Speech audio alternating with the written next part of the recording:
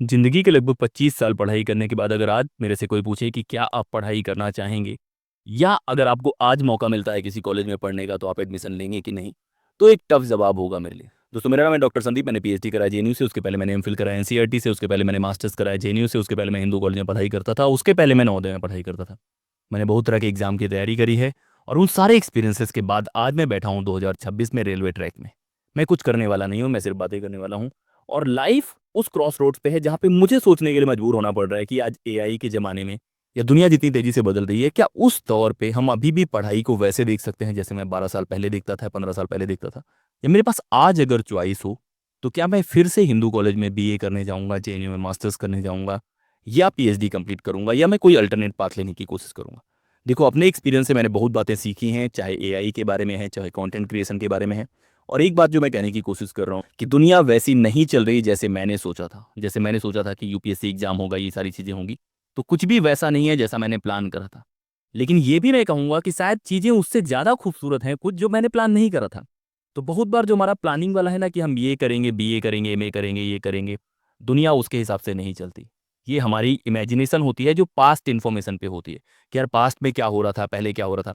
Imagine करने की कोशिश करो कि आज से 15 साल पहले आप यूपी में पैदा होते हैं।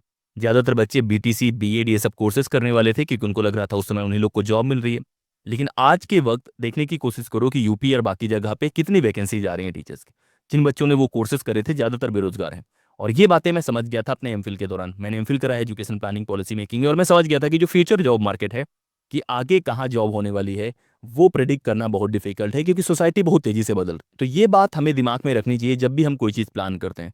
अगर मुझे आज अपने बच्चों को या मेरे अपने भाइयों को सिखाना हो कि आपको क्या चीज़ें करनी है, पहला काम जो मैं उनको सिखाने वाला हूँ वो है अपनी स्किल पे काम करना। जो बच्चे शुरू में यूट्यूब पे आ गए थे, फेसबुक पे आ गए थे, कंटेंट क्रिएशन में आ गए थे, एडिटिंग सीख ली थी, वो आज के वक्त में इंडिया को और बाकी जगह को रूल कर रहे हैं। आप नाम देखने की कोशिश करो, जितने भी बड़े पॉडकास्टर्स हैं उनको देखने की कोशिश करो। तो उस दौर में जो सबसे टॉपर्स बच्चे थे वो भी अच्छा कर रहे हैं, मैं ये नहीं बोल रहा हूँ कि वो अच्छा नहीं कर रहे हैं।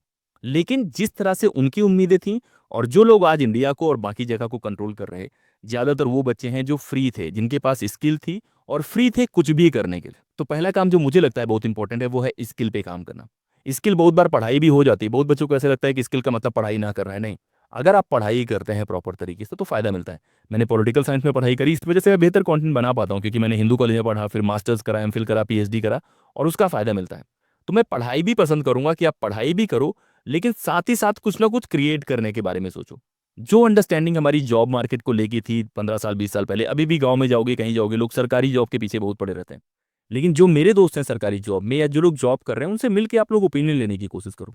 10 में से 7 होंगे जो अपनी लाइफ से बहुत सेटिस्फाइड नहीं होंगे। तो मैं ये नहीं बोल रहा हूँ कि सरकारी जॉब अच्छी नहीं है, लेकिन जो उसके अल्टरनेट हैं, घूमने वाले, ट्रैवल वाले, या जो वॉन्डरर हैं, यूट्यूबर हैं, उनकी भी लाइफ देखने की कोशिश करो। तो मेरा है कि जो अपने पेरेंट्स का पर्सपेक्टिव है जॉब को लेके, वो अपने दिमाग में मत लाने दो। उन्होंने एक अलग दुनिया देखी है, आपकी दुनिया अलग है। तो पहला काम है स्किल के ऊपर फोकस करना। दूसरा है पढ़ाई नहीं छोड़नी, लेकिन आपको अल्टरनेट मीडियम देखना है नॉलेज जनरेशन का। पहले बहुत बार होता था कि आप याद करने की कोशिश करते थे, लेकिन आज के वक्त में क्रिटिकल थिंकिंग बहुत इंपॉर्टेंट है। दूसरा है कि सरकारी जॉब का जो ऑब्सेशन है ना, उससे बाहर आना पड़ेगा। आज से 10 साल 15 साल पहले इमेजिन करो कि बीएसएनएल और बाकी जगह लोग जॉब करते थे, और आज उनकी क्या हालत है। लेकिन आप में से कोई भी वो रियलिटी फेस नहीं करना चाहता, उनको बताना नहीं चाहता। बहुत तरह की जॉब में लोग थे जो लग गए थे, बाद में उनकी सैलरी से लेके बाद में वॉलंटरी रिटायरमेंट से, तो ये सारे इशूज भी हैं, उनके बारे में कौन बातें करेगा। जब भी कोई आपका करियर कोच होता है वो ऐसे बताने की कोशिश करता है कि उस जॉब में सब कुछ अच्छा अच्छा है। किसी भी जॉब में सब कुछ अच्छा अच्छा नहीं है। हर जॉब कुछ चीज़ें डिमांड करता है, तभी आपको पे करता है। तो पहला है स्किल पे काम करना है।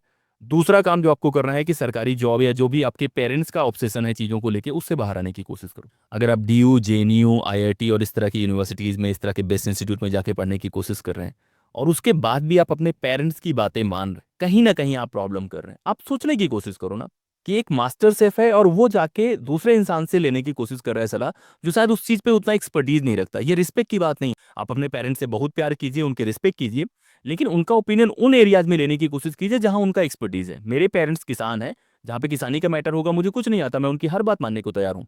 कुछ बातें हैं जो मेरे भाई को बहुत अच्छी पता है, लेकिन जहां पे जो बातें मुझे पता है, मुझे वो बातें पता होनी चाहिए। तो बहुत बार जो पेरेंट्स के हिसाब से चीजें चलने वाली हैं, दुनिया वैसे नहीं चलने वाली। सेम जॉब मार्केट में है, जहां पे आपको एक बात और ध्यान देनी है कि सैलरी के बियॉन्ड भी चीजें मैटर करती हैं। हमें से बहुत सारे लोग हैं कि यार अच्छा पैसा मिलेगा। नहीं यार, वर्क कल्चर इंपॉर्टेंट है, फ्रीडम इंपॉर्टेंट है, आपके पास छुट्टी है कि नहीं, वो सारी बातें मैटर करती हैं। इनके बारे में कोई बात नहीं करता, क्योंकि इनके बारे में बात करते हुए ऐसे लगता है कि नहीं यार, ये इंसान तो काम ही नहीं करना चाहता। आज की जो नई जनरेशन है, वो फ्रीडम पसंद करती है, अकाउंटेबिलिटी पसंद करती है, वो फ्री रहना पसंद करती है, काम को काम की तरह देखना पसंद करती है, जो कि बहुत अच्छी बात है। तो आपके पास स्किल होने चाहिए। आप पेरेंटल जो एक प्रेशर है उससे बचने की कोशिश करें, जो भी क्रिएटिव करने का मन कर रहा है उसको करने की कोशिश कीजिए। आज के वक्त में टॉप 100 अगर आप लिस्ट बनाएंगे इंडिया के यंग लोग जो दुनिया को बदल रहे हैं या जिनसे दुनिया सीखती है, वो ज़्यादातर वो लोग हैं जो रिबेल किड थे। रिबेल का मतलब है जिन्होंने कहा कि पेरेंट्स अगर कुछ कह रहे हैं तो नहीं, मैं कुछ नया ट्राई करना चाहता हूँ। जब आप कुछ नया ट्राई करते हैं तो बहुत सारी चीज़ें निकल के आती हैं, तो आपको कुछ नया भी ट्राई करना है। उसके बाद बातें आती हैं कि पढ़ाई पे कितना फोकस करना है। देखो यार, आप कितना भी आगे बढ़ते जाओ, अगर आप इतिहास से नहीं सीखते हो तो आप उतना अच्छा इस्तेमाल नहीं कर पाओगे। तो पढ़ाई तो मैं बोलूँगा कि आपको कॉलेजेस जाना चाहिए, दोस्त बनते हैं, वहाँ पे लाइब्रेरीज़ होती है, वहाँ पढ़ने की कोशिश करते हैं, पार्टनर्स बनते हैं, और उसके साथ-साथ आपके जो नए आइडियाज़ हैं, उनके साथ मिलने वाले लोग बैठते हैं। अगर आप पॉलिटिक्स में इंटरेस्ट रखते हैं, तो एक आइडियोलॉजी वाले होंगे।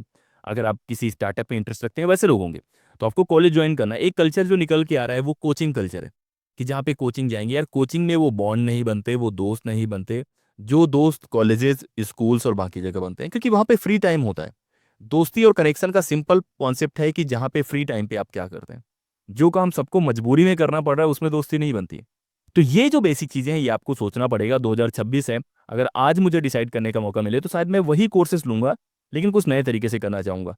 मैं 2012 में जाके, 13 में जाके, जब यूट्यूब नया-नया आया था, तब मैं यूट्यूब करना शुरू करूँगा, या फेसबुक या बाकी जगह का मैं डिफरेंट तरीके से इस्तेमाल करूँगा, लेकिन अब मैं वापस नहीं जा सकता। आपके पास अभी भी मौका है, आप कंटेंट क्रिएट कर सकते हैं, आप कुछ नया बिज़नेस शुरू कर सकते हैं। अगर आप कुछ नया ट्राई करते हैं, तो कुछ ना कुछ तो होगा, लेकिन वो ट्राई करते-करते आप सीखेंगे भी। तो मैं आज के वक़्त अगर मुझे मौका मिले अपने पुराने सेल्फ को बदलने का, तो मैं नई-नई चीज़ें ट्राई करूँगा, वो काम ट्राई करने की कोशिश करूँगा जहाँ पे टेक्नोलॉजी का बहुत इस्तेमाल है, क्योंकि टेक्नोलॉजी के इस्तेमाल के बिना आप बहुत ज़्यादा आगे नहीं बढ़ पाएँगे। मेरे पास आइडियाज़ पहले भी थे कि ये कर सकते हैं, लेकिन मैं थोड़ा लेट था, लेकिन उतना भी लेट नहीं हूँ, लेकिन आप लोग लेट हो सकते हैं। तो अगर आज मुझे मौका मिले तो मैं दुनिया को वैसे ही देखूँगा, लेकिन स्किल पे ज़्यादा काम करूँगा। पेरेंट्स के हिसाब से जो चीज़ें हैं, शायद उनको थोड़ा-सा साइडलाइन करने की कोशिश करूँगा। पॉलिटिक्स में पार्टिसिपेट करूँगा, ज़्यादा बेहतर तरीके से पार्टिसिपेट करूँगा, रिस्क टेक लूँगा।